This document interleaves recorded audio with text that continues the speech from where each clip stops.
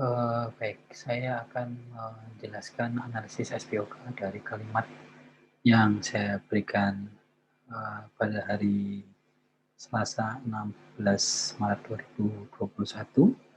Ada 4 kalimat yang saya berikan untuk teman-teman ketikkan ya.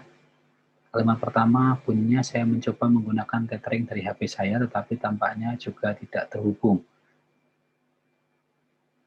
Kalimat pertama ini memiliki dua klausa sebenarnya dan ada kata hubung tetapi.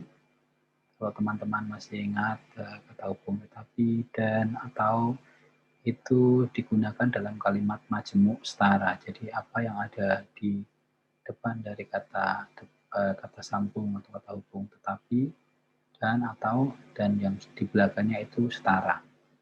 Maka kita bisa menganalisnya seperti ini. Saya mencoba menggunakan tethering dari HP saya. Saya subjek mencoba menggunakan predikat. Tethering dari HP saya itu adalah objek penderita. Mungkin Anda bertanya-tanya bagaimana apakah dari HP saya itu bukan keterangan tempat. Nah, kita bisa melihat kalau keterangan tempat itu biasanya kalau kita menerjemahkannya dalam bahasa Inggris itu darinya adalah from, sementara kalau darinya dalam diterjemahkan ke dalam bahasa Inggris menjadi of itu biasanya dia adalah bagian saja.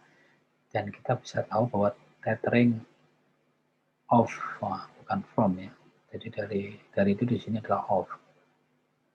Jadi itu satu. Dan yang lainnya adalah bahwa ini kata atau frase dari HP saya ini tidak bisa kita pindahkan ke depan dan tanpa mengubah makna kalimat tersebut. Jadi kalau saya mengatakan dari HP saya mencoba menggunakan tethering, itu tidak berbunyi sama, tidak bermakna sama dengan saya mencoba menggunakan tethering dari HP saya. Jadi ini satu kesatuan, tethering dari HP saya sebagai objek penderita. Lalu tetapi itu adalah kata hubung atau kata sambung dan ini menunjukkan tadi saya sebut sebagai kalimat majemuk setara, jadi bisa disimbolkan sebagai plus sama dengan dan atau ya, atau itu juga plus atau uh, tanda tanda ini ya, tanda apa ini, tanda tambah. Lalu tetapi tampaknya juga tidak terhubung. Nah ini juga teman-teman mungkin bertanya-tanya, ini tampaknya tidak terhubung ini siapa atau apa? Nah tidak disebutkan di sini di klausa kedua setelah tetapi. Tetapi kita bisa tahu bahwa yang tidak terhubung itu adalah saya. Saya tampaknya juga tidak terhubung, begitu kan? Nah, di sini ada sesuatu yang tidak terlihat, yang tidak disampaikan, dinyatakan. Maka ini namanya subjek lesap. Subjek lesap itu artinya subjek yang tidak dinyatakan dengan tegas. Jadi, subjeknya lesap. Saya mencoba menggunakan tethering dari HP saya, tetapi saya tampaknya juga tidak terhubung, begitu kan? Nah, ini kemudian tampaknya juga tidak terhubung, ini satu kesatuan.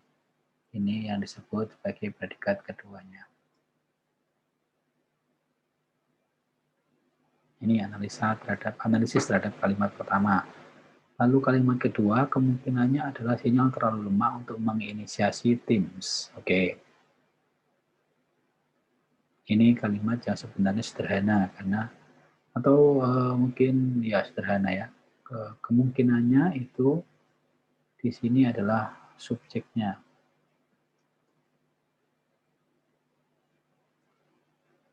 Adalah sinyal terlalu lemah, adalah sinyal yang terlalu lemah begitu ya untuk menginisiasi Teams. Nah, ini kalau seperti ini berarti ini satu kesatuan. Ini predikat. Adalah apa? Adalah sinyal yang terlalu lemah untuk menginisiasi, ya begitu. Jadi kalau ini kita tadi tidak ada ya di soal aslinya tidak ada yang, tetapi kita bisa mengandaikan seperti tadi di sini tidak ada saya, tetapi kita bisa menambahkan kata saya dan menjadi subjek lesat. Sama juga di sini, sinyal yang terlalu lemah untuk menginisiasi Teams. Jadi ini menjadi subjek predikat saja. Untuk kalimat selanjutnya, karenanya saya putuskan untuk menunda kelas kita dan mencari waktu pengganti. Perhatikan di sini ada juga kata dan ada karenanya, ada dua kata hubung. Karenanya ini adalah apakah ini keterangan ataukah hanya semacam apa namanya, semacam kata hubung saja. Kalau kita mau tahu ya kita pindah saja apakah ini kalau dikasih di belakang misalnya mengubah makna kalimatnya atau tidak. Kalau tidak mengubah makna kalimatnya maka ini sebenarnya keterangan. Tapi kalau ini bisa mengubah makna dari kalimat ini maka ini bukan keterangan tapi hanya semacam kata seru atau bagaimana. Nah kita pindah misalnya. Saya putuskan karenanya untuk menunda kelas kita dan mencari waktu pengganti. Masih berbunyi ya, masih bermakna sama maksudnya. Kalau saya ubah karenanya ini ke belakang sendiri, saya putuskan untuk menunda kelas kita dan mengganti waktu pengganti karenanya. Nah itu juga masih bermakna sama. Jadi karenanya ini adalah keterangan. Karena itu sama dengan itu ya. Ini keterangan apa? Keterangan sebab. Nah, sebab. Kemudian kita lihat dulu di sini ada kata dan ya.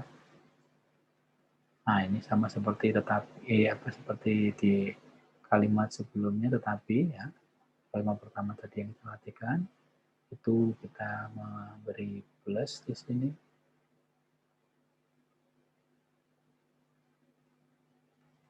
Tanda plus.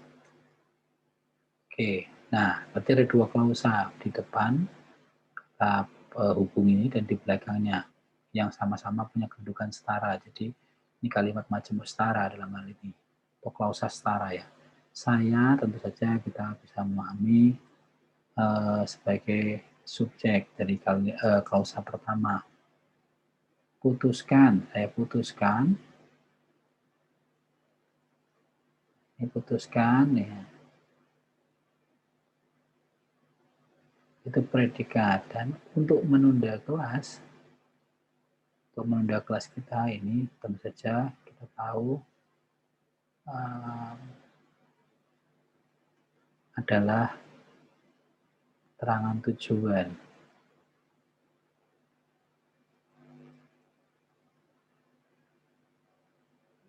Ini bergeser ya karena jadi di bawah dan begini.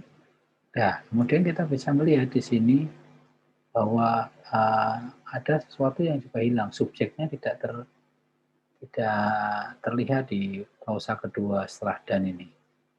Maka ini kita juga bisa menganalisisnya sebagai subjek lesap. Siapa sih yang mencari waktu pengganti?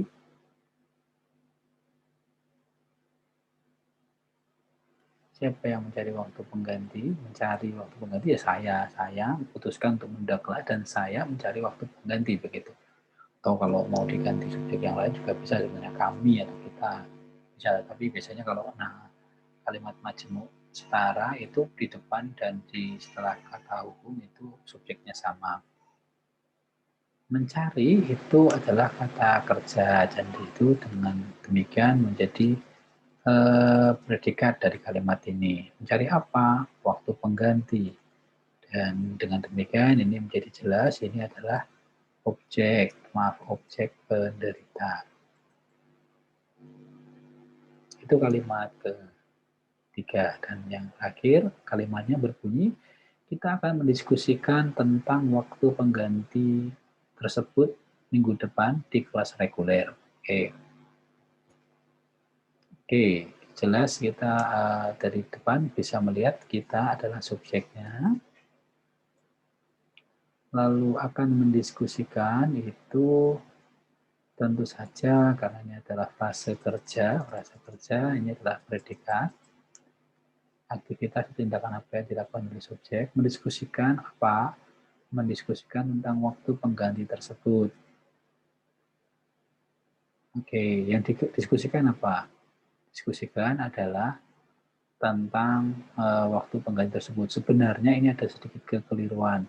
Kalau mendiskusikan itu mestinya tidak perlu ada kata ini harusnya tidak perlu ya.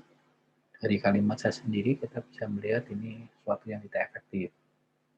Jadi sebenarnya kita mendiskusikan apa? Kita akan mendiskusikan waktu pengganti tersebut. Nah ini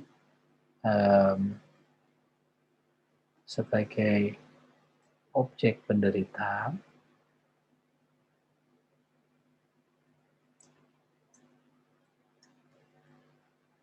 minggu depan, nah ini keterangan